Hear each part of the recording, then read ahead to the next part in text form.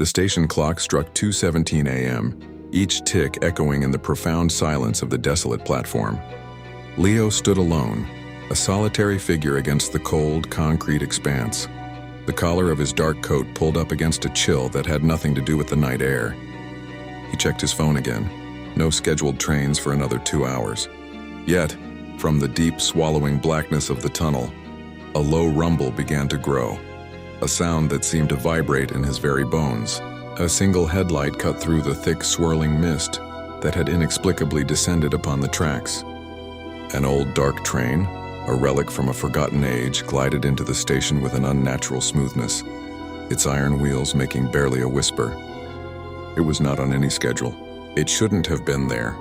A wave of hesitation washed over him, a primal instinct screaming at him to stay put. But the pull of the unknown, the sheer strangeness of it, was stronger.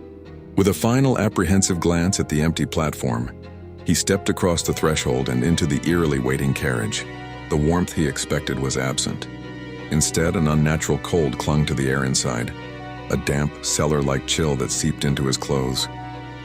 The carriage, which had appeared empty from the outside, was filled with people.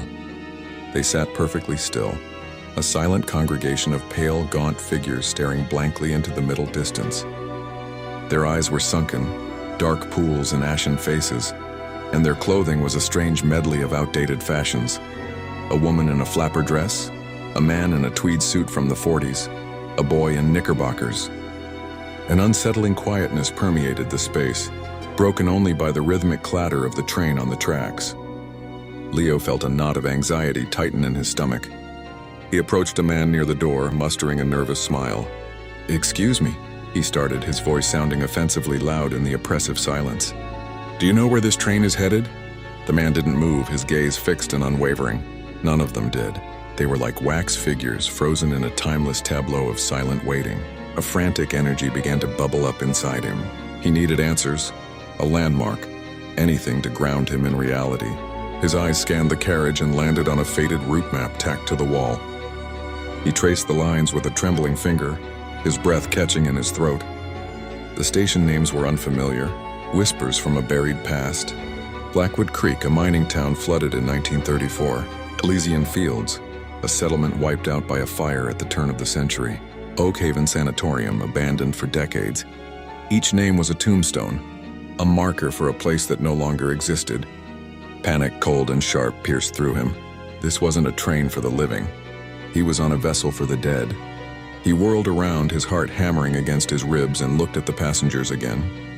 This time he saw them for what they were. Their forms shimmered, their edges blurring into the dim light. They were translucent, ghostly apparitions trapped on a spectral journey. The train began to slow, its ghostly momentum easing as it approached a platform that was little more than a pile of rubble and creeping vines. The station was a ruin, its roof caved in, its nameplate long since lost to time and decay. With a final silent sigh that Leo felt more than heard, the train stopped. One by one, the silent passengers rose from their seats. They disembarked in an orderly spectral procession, their translucent forms drifting out of the carriage and into the overgrown darkness beyond, fading away like smoke on the wind until nothing remained. He was alone again, trapped in the chilling silence of the empty carriage. As the train lurched forward, pulling away from the ruined station and plunging back into the night, Leo caught his reflection in the dark window. He saw his own face, but it was different now. His skin was pale, his eyes sunken. His form shimmered translucent and faint against the blackness rushing past. He had become one of them.